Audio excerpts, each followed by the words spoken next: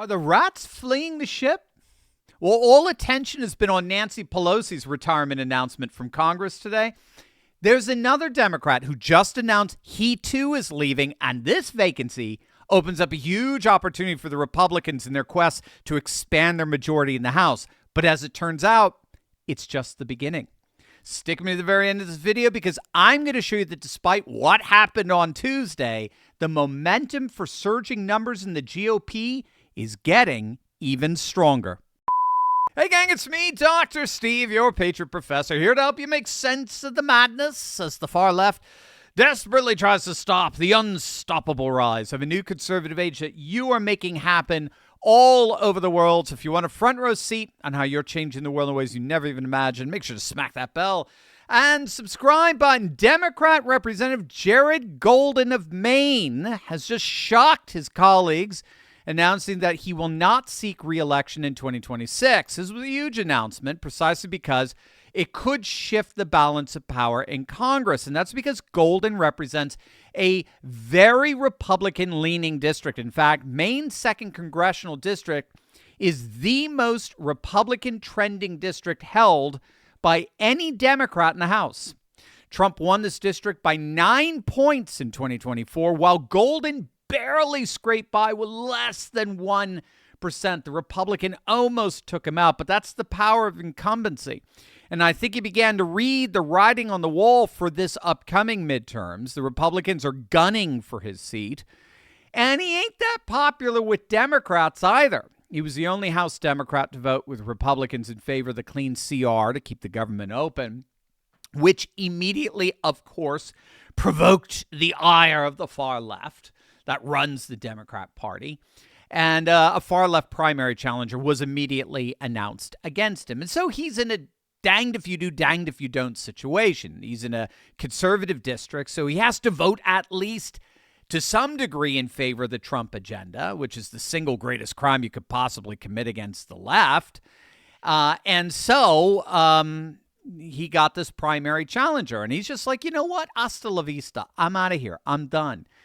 And he's actually claiming that he's leaving because he's very concerned about the rise of political violence and incivility and dysfunction in Congress, as he said, not in his own party, that just voted in this attorney general in Virginia who's fantasizing about killing the children of his political opponents. But this guy was also, he said he was out of here because of the rise of political violence in Congress, but he's also facing a primary challenger from the left, a fellow by the name of Matt Dunlap, who's been hammering him for not being liberal enough.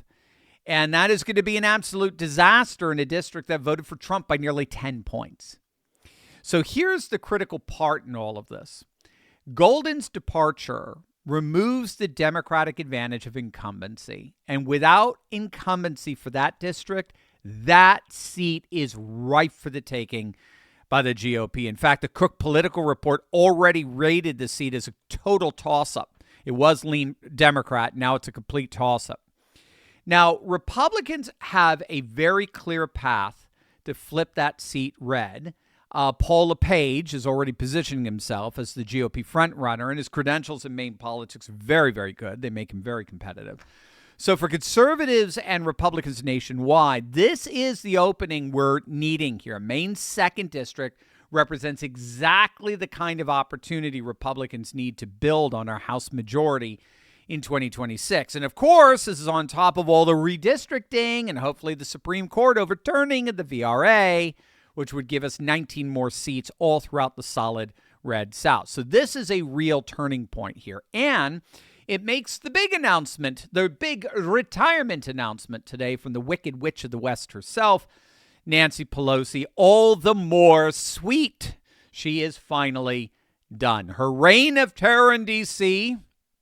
and her extraordinary knack of getting all those stock picks right decade after decade is finally coming to a much-deserved end. Now, while for Pelosi, it was just a matter of her being, like 190 years old, over in the Senate, something else seems to be going on. You may remember that just a few months back, Dick Durbin, the 80-year-old senator from Illinois, He came out of nowhere and said he too was leaving. He would not be seeking re-election in 2026. And many analysts were arguing that his retirement really was, while he was old, people expected him to run for or serve another term. So the retirement appeared to be something of an admission.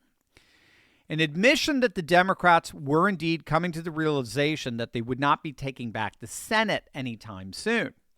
This is an inconvenient truth that the legacy media just loves to avoid telling its dwindling audience.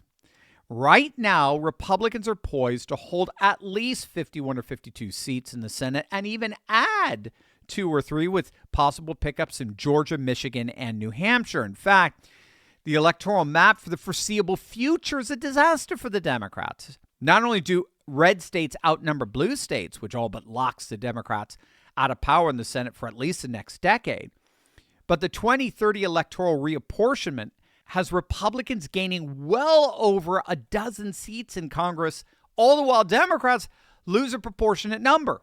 You see, so Durbin clearly sees the writing on the wall here. And of course, this is something, like I said, the legacy media will never openly tell you just how tall of a task it is for Democrats to get back into power in the Senate.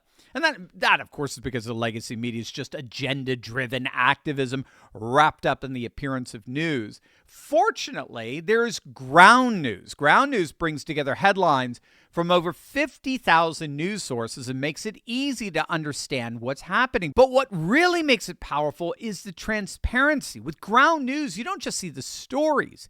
You see the political bias behind every source, the ownership ties, and the coverage breakdown across the spectrum. You know, one of my favorite features is the blind spot feed. It shows you which stories are blowing up on one side of the aisle but barely mentioned on the other. It's the clearest way to see media bias in action. So, for example, here's a story the left is completely ignoring.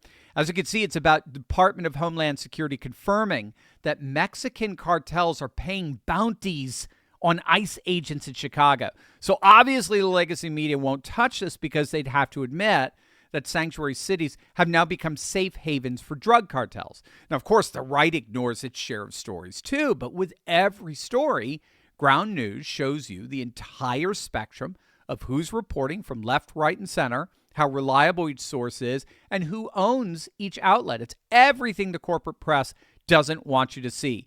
Right now, you can get 40% off the Vantage plan, which gives you unlimited access to all the features that I personally use for about $5 a month. Just visit ground.news/Steve. That's ground.news/Steve. Click the link in the description below or scan the QR code. Again, that's ground.news/Steve.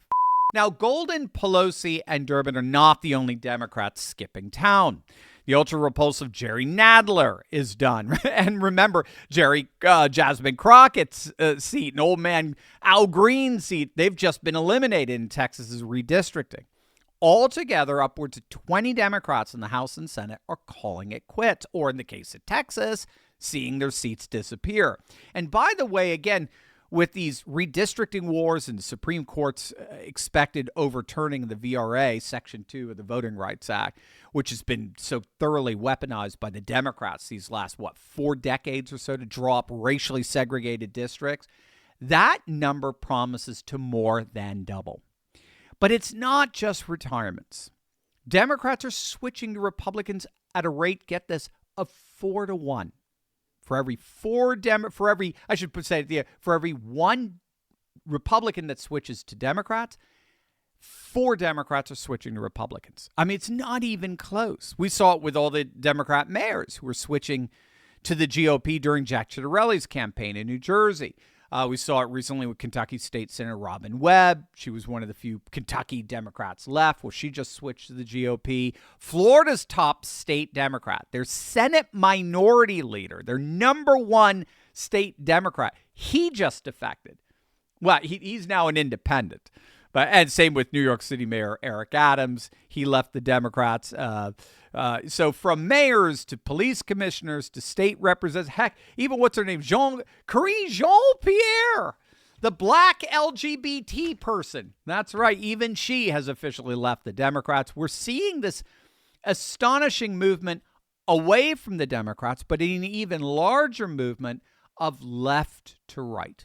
left to right. And the reason for that is because politicians are moving in the direction of their constituents. So just over the past year alone, over 1 million voters have switched from Democrat to Republican across 43 states. 1 million voters have left the Democrat Party and have become Republicans just in the last year alone. So this isn't just politicians. This is regular Americans saying enough is enough. And so despite the disappointment, that clear disappointment we all felt as a result of Tuesday's election results, we can't lose sight of the fundamentals here. We can't lose sight of the fact that we are witnessing a political realignment of historical proportions. The data shows that roughly 2/3 of party switchers are moving to the Republican Party. They're not becoming independents. They're registering as Republicans. That's over 1 million new Republicans as compared to only about 600,000 new Democrats over the last year. It's almost a 2-to-1 ratio. And get this, it's happening literally everywhere, right? Suburban counties from Denver to Atlanta, medium-sized counties like Harrisburg and Raleigh. And then we're also seeing it at the macro level. The Democrats' biggest states, right? California, Illinois, New York, they're all shrinking. They're all losing population all the way. And believe me, New York is going to lose a lot of population over the next couple of years, right? They're all losing population. All the while, Republican states are growing. I talked about that in our first video. Already, real estate agents in Miami and South Florida are thanking New York voters for voting in Mamdani because they're already seeing an approximate $100 million increase in real estate. Blue states are shrinking. Red states are growing. If current trends continue, Democrat states, just because of losing population, could lose at least 12 House seats and electoral college votes to Republican states by 2030 by virtue of just this new census.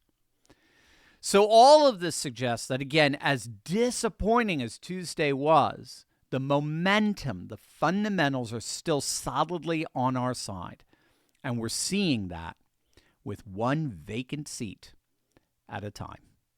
Remember my fiery clips that went viral? Well, they've returned. It's called Turley Clips, and it's your daily shot of truth in 60 seconds or less. This is different from my main channel where we dive deep into analysis. Turley Clips is built for speed, for the moments you need the truth now. Subscribe to Turley Clips now and red pill your feed.